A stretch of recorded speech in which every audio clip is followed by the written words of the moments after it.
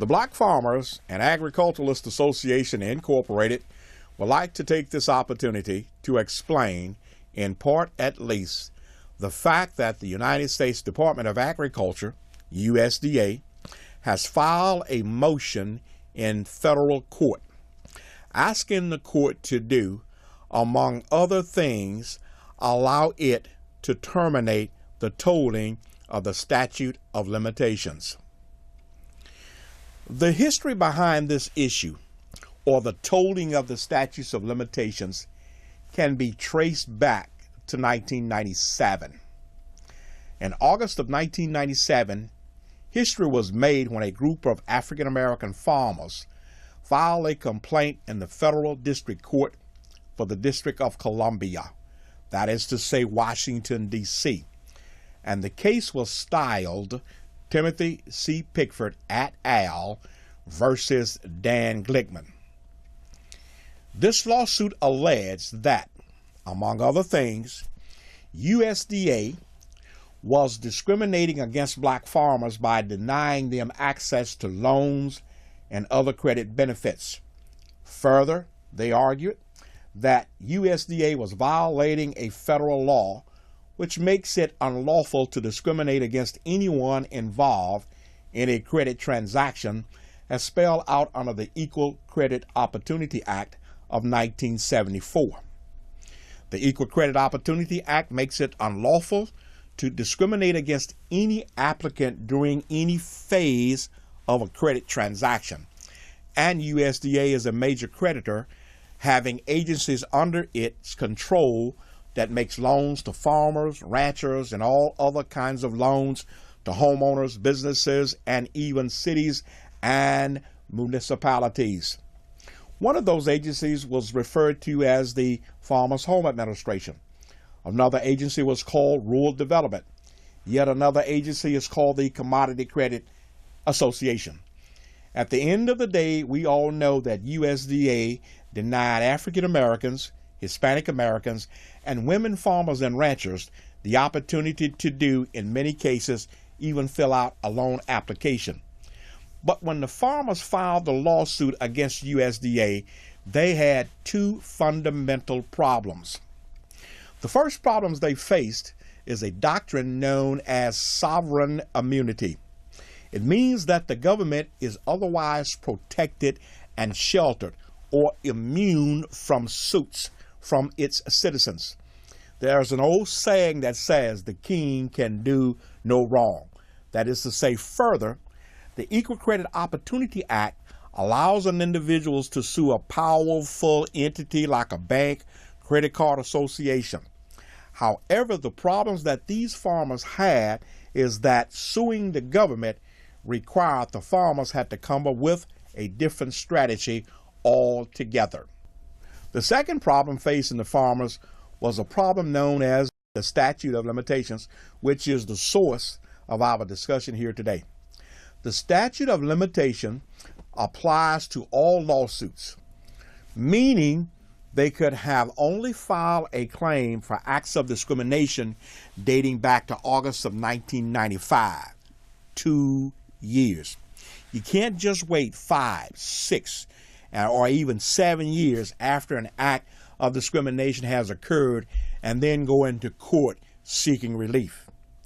For the farmers, the problem was, or at least for the farmers and ranchers, most of the damages resulting from the discrimination had happened long before 1995. They had lost their farms, their ranches. They're dating all the way back to the 1980s, the 70s, the 60s, and even beyond.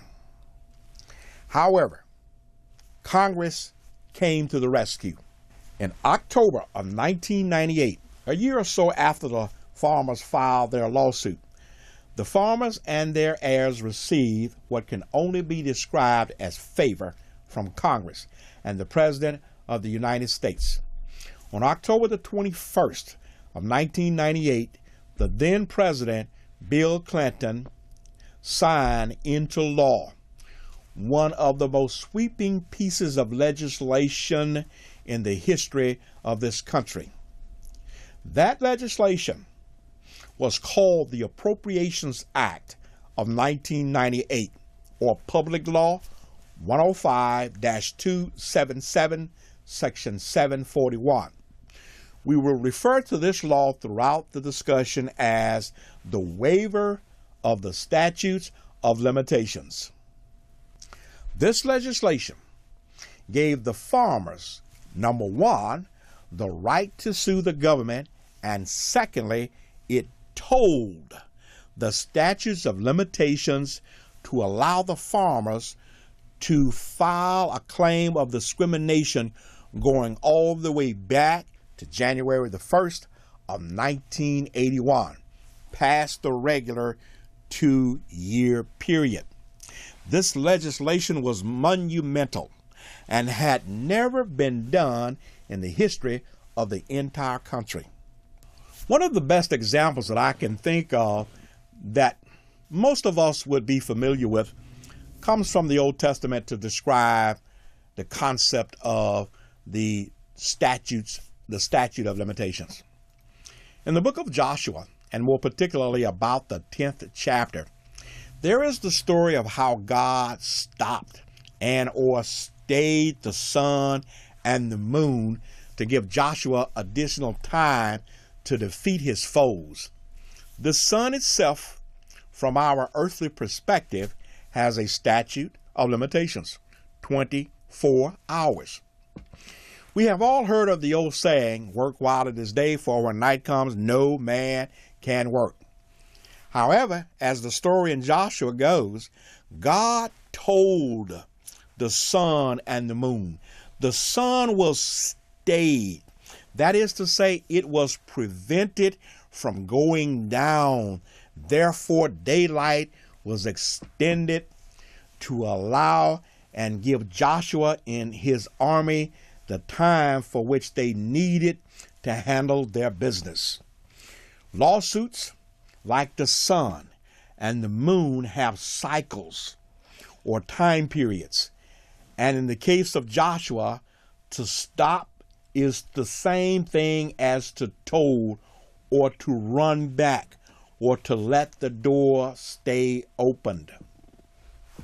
But remember, at some point in time, the sun started going down or returned to its normal cycle.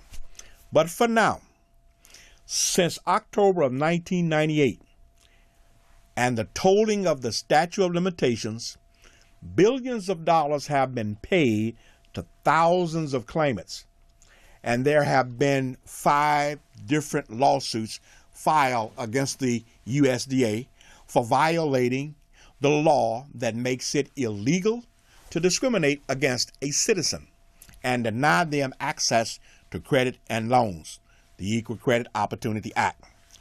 Moreover, the door to the courtroom to sue USDA has been open or stayed or tolled for over 15 years. Now, here's what USDA wants. USDA has filed a motion, as I said earlier, in federal court. As a matter of fact, they did this in August of 2013, and they're asking the court to terminate the tolling of the statutes of limitations. Up to this point, we have explained, one, the nature of the statute of limitation, and secondly, we have explained what is meant by the term to toll or to waive or to stop or keep the statute of limitations extended to allow individuals more time to file suits. However, what USDA is now asking the court to do is to terminate, to end the tolling of the statutes of limitation. In other words, USDA is asking the court to let the sun start its descent and go down, to close the door. Moreover, it is asking the court not to allow any claims to be allowed against it after the statute of limitations has been terminated. USDA has put forth an argument to the court stating that, again, among other things, the continuation or to allow the tolling of the statute of limitations would prevent USDA from determining the total number and nature of claims brought against it.